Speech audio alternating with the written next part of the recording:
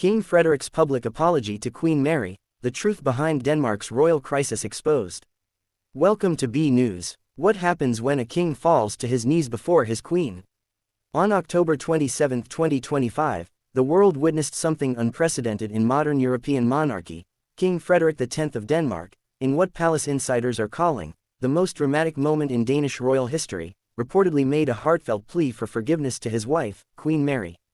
But what could drive a monarch to such desperate measures? Today, we're diving deep into the scandal that has rocked one of Europe's most beloved royal families, uncovering the secrets, the tears, and the shocking truths that the palace tried to keep hidden. This isn't just another royal drama. This is a story about power, betrayal, love, and redemption that has captivated millions across the globe. Before we reveal what really happened behind those palace walls, make sure to hit that subscribe button and ring the notification bell so you never miss our exclusive royal coverage. And if you're as shocked as we are by today's revelations, smash that like button. Let's get this video trending and show the world that royal transparency matters. The story that has dominated headlines across Europe and beyond began not with a single moment, but with a series of events that would ultimately bring Denmark's monarchy to its knees, quite literally. To understand the gravity of King Frederik's alleged apology, we must first journey back through the complex tapestry of events that led to this extraordinary October day in 2025. The Danish royal family, long celebrated as one of the most modern and relatable monarchies in Europe, has always maintained an image of unity, grace, and progressive values. Queen Mary, the Australian-born consort who captured Frederik's heart at the Sydney Olympics in 2000, has been particularly beloved by the Danish people and royal watchers worldwide. Her transformation from Mary Donaldson, a successful marketing executive from Tasmania, to one of the world's most respected royal figures has been nothing short of remarkable. For over 2 decades, Mary and Frederik presented what many considered to be a fairy tale marriage, producing 4 beautiful children and seemingly navigating the pressures of royal life with enviable grace and partnership. However, as we've learned time and again throughout history, the public face of royalty often conceals private struggles that would shock even the most seasoned royal observers. The cracks in what appeared to be a perfect royal marriage first became visible to the public eye in late 2023, when Spanish and Danish media outlets published photographs that would send shockwaves through the monarchy. The images, captured during a private visit to Madrid, showed King Frederik, then Crown Prince, in what appeared to be an intimate situation with Mexican-born socialite Genoveva Casanova. The photographs, taken outside a Madrid apartment building and later at a flamenco exhibition, showed the future king and Casanova engaged in what body language experts described as unusually familiar interactions. While both parties vehemently denied any inappropriate relationship, with Casanova issuing a strongly worded statement insisting they were simply friends and that other people were present throughout the evening, the damage to the royal family's carefully cultivated image was immediate and severe. Queen Mary's response to the scandal was telling in its restraint. She maintained her public duties with characteristic dignity while reportedly retreating with the children to the royal family's private estate, creating physical and emotional distance from her husband during what palace sources described as an incredibly painful period. The timing of these revelations couldn't have been more significant or more cruel. Just weeks after the Madrid photographs emerged, Queen Margrethe II made the stunning announcement that she would abdicate the throne on January 14, 2024, the 52nd anniversary of her own accession.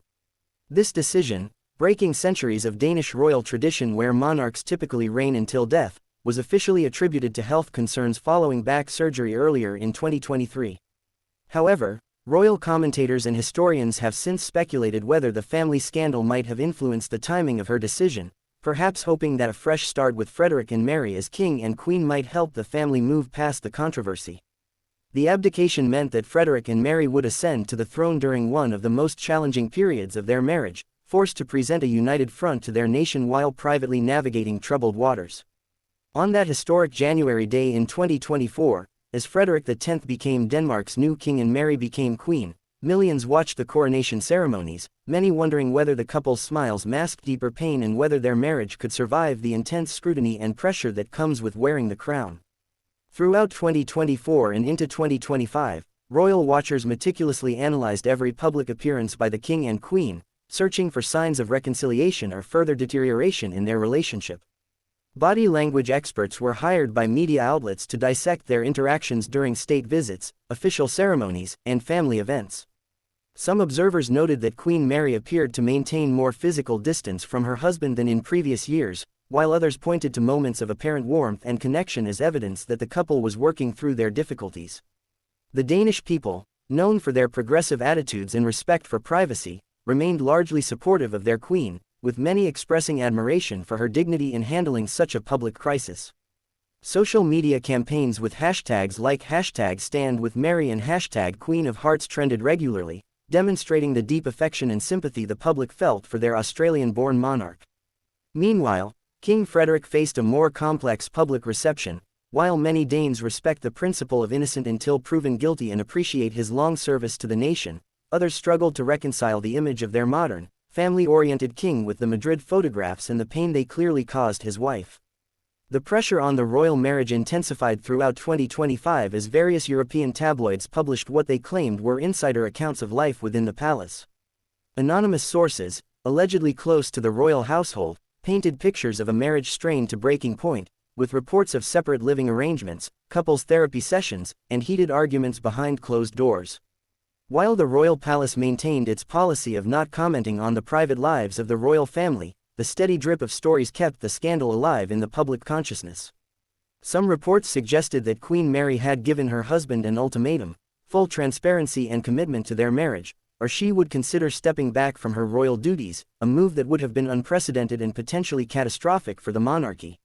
Other sources claimed that senior members of the royal family, including Queen Margrethe II, had intervened to mediate between the couple, desperately trying to prevent a situation that could mirror the scandals that have plagued other European royal houses, particularly the British royal family's well-documented struggles with marriage breakdowns and public divorce. Then came October 2025, and with it, the moment that has captivated the world and brought us to today's report. According to multiple sources who have spoken to international media outlets, King Frederik made the extraordinary decision to make a dramatic gesture of contrition and reconciliation. The exact details of this moment remain somewhat shrouded in palace secrecy, but the narrative that has emerged from various credible sources paints a picture of genuine remorse and desperate love.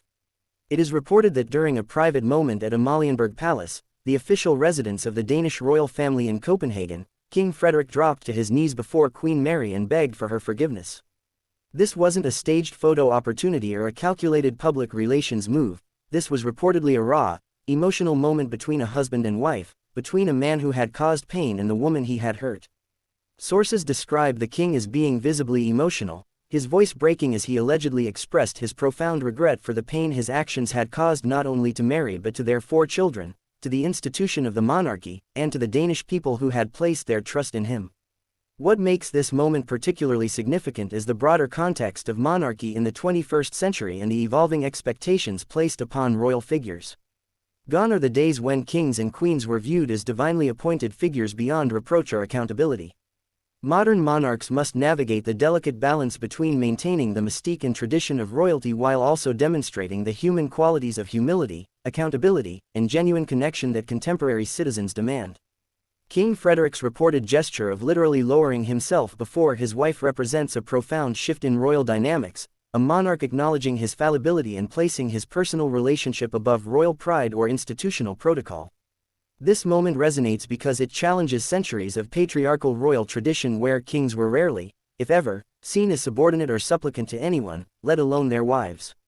In making this gesture, Frederik was not only seeking Mary's forgiveness but also demonstrating a modern understanding of partnership, respect, and the hard work required to maintain a marriage in the face of betrayal and broken trust. The symbolism of a king on his knees cannot be overstated, particularly in the context of Danish and broader European history. Throughout centuries of monarchy, kings have been portrayed as the ultimate authority, the head of state and family, the figure before whom others bow. To invert this dynamic, to see a king in a position of vulnerability and supplication, fundamentally challenges our understanding of both monarchy and masculinity.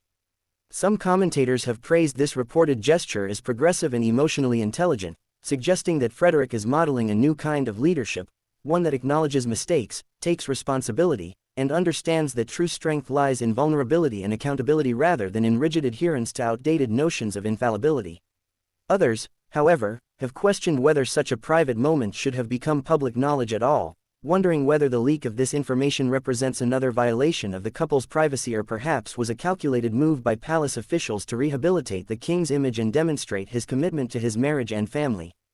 Queen Mary's response to her husband's dramatic plea has been the subject of intense speculation and interest. According to sources who claim knowledge of the situation, Mary listened to her husband's words with the composure and grace that has become her trademark, but her emotions were clearly visible. Reports suggest that she did not immediately grant the forgiveness her husband sought, instead taking time to process his words and consider her response.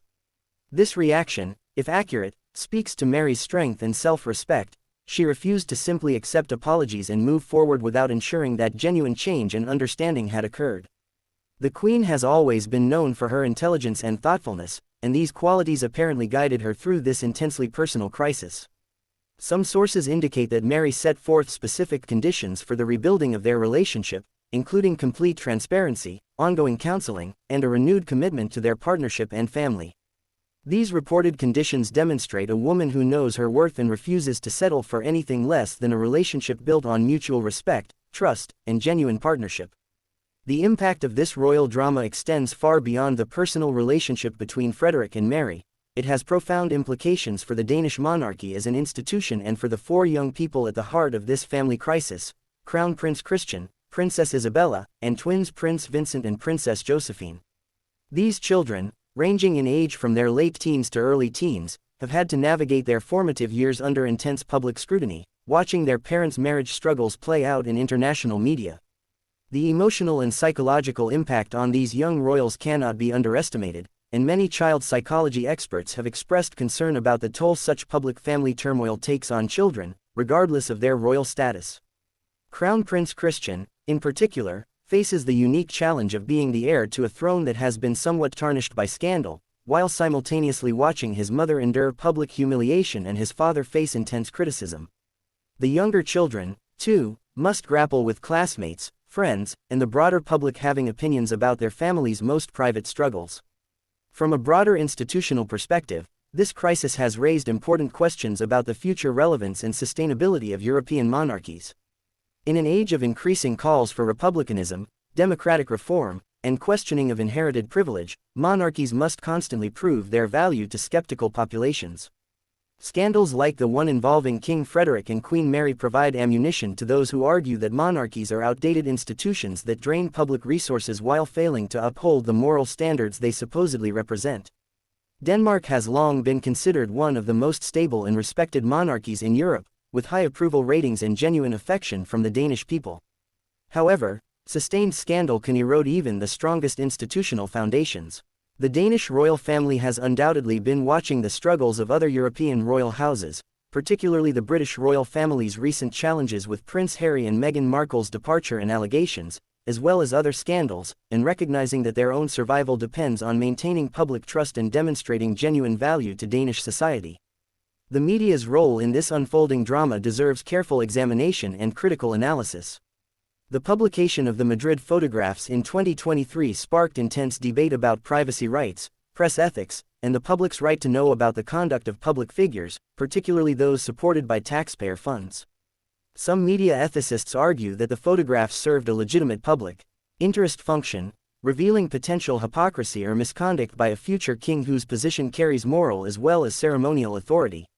Others contend that the publication was a gross invasion of privacy that turned a private matter into public entertainment, causing unnecessary pain to Mary and the royal children. The subsequent reporting on the royal marriage, including the recent revelation about Frederik's apology, raises similar ethical questions. If these reports about private moments between husband and wife are accurate, how did this information reach the media? Was it a deliberate leak by palace insiders trying to shape public opinion? Was it shared by someone present during the encounter? Or are these stories partly fabricated or exaggerated by media outlets hungry for royal content that drives clicks and sells newspapers?